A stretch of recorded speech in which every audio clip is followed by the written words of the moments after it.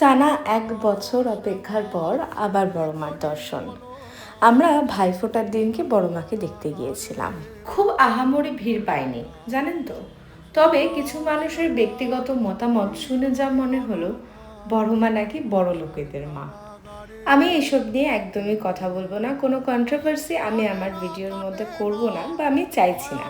আমরা মোটামুটি ওই বিকেল ৫টা নাগাদ বেরিয়েছিলাম বড় মা দেখতে। বড় মা দেখে ১-১.৫ ঘন্টার মধ্যে বাড়ি ফিরে গিয়েছিলাম।